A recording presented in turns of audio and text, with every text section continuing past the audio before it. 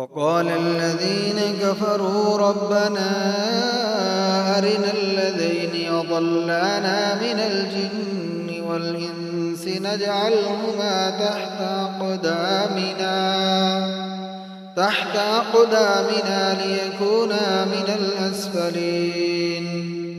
إن الذين قالوا ربنا الله ثم استقاموا تتنزل عليهم الملائكة ألا تخافوا ولا تحزنوا وأبشروا بالجنة التي كنتم توعدون نحن أولياؤكم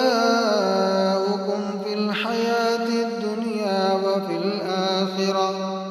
ولكم فيها ما تشتهي أنفسكم ولكم فيها ما تدعون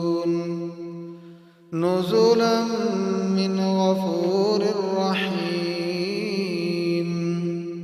ومن أحسن قولا ممن دعا إلى الله وعمل صالحا وقال إنني من المسلمين ولا تستوي الحسنة ولا السيئة ادفع بالتي هي أحسن فإذا الذي بينك وبينه عداوة كأنه ولي حميم وما يلقاها إلا الذين صبروا وما يلقاها إلا ذو حظ عظيم وإما ينزغنك من الشيطان نزغ فاستعذ بالله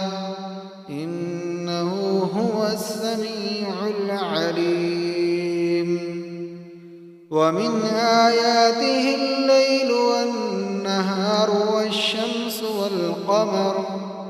لا تسجدوا للشمس ولا للقمر واسجدوا لله الذي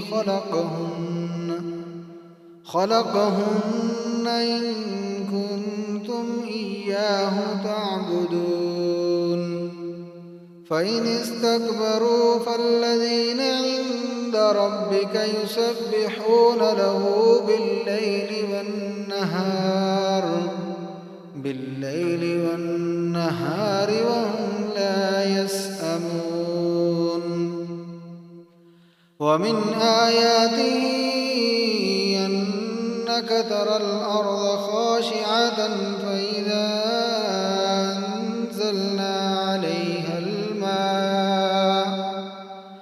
فإذا أنزلنا عليها الماء اهتزت وربت إن الذي يحياها لمحيي الموتى إنه على كل شيء قدير إن الذين يلحدون في آياتنا لا يخفون علينا أفمن يلقى في النار خير أم من يأتي آمنا يوم القيامة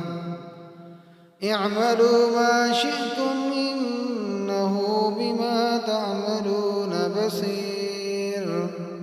إن الذين كفروا بالذكر لما جاءهم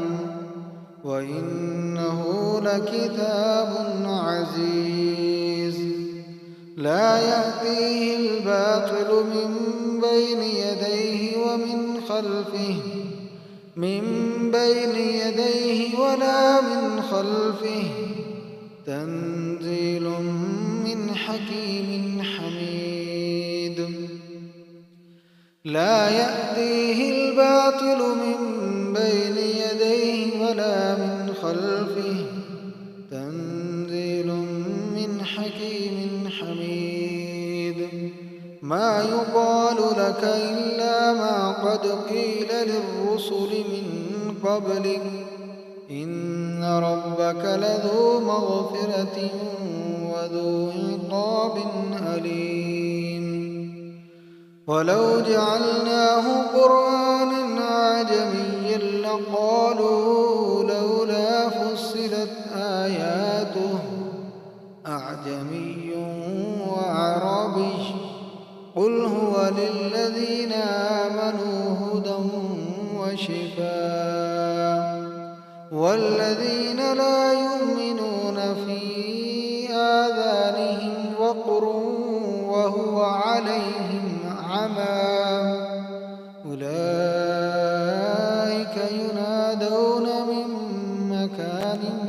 بعيد ولقد آتينا موسى الكتاب فاختلف فيه ولولا كلمة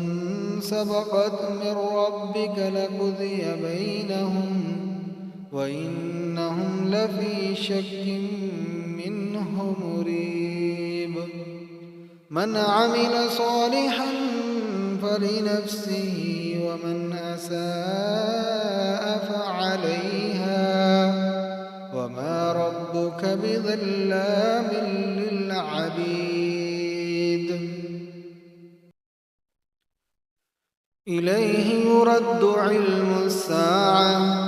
وما تخرج من ثمرات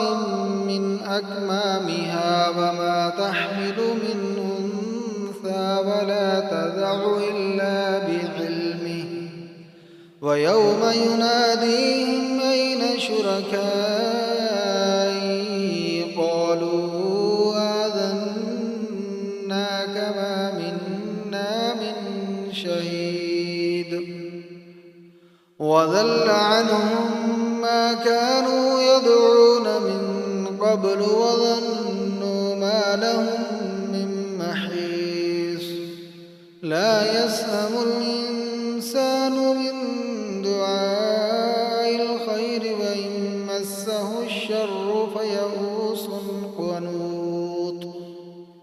وإن مسه الشر فيئوس قنوط ولئن أذقناه رحمة منا من بعد ضراء مسته ليقولن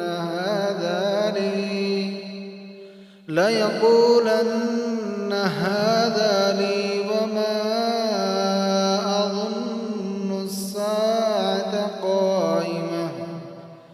وما أظن الساعة قائمة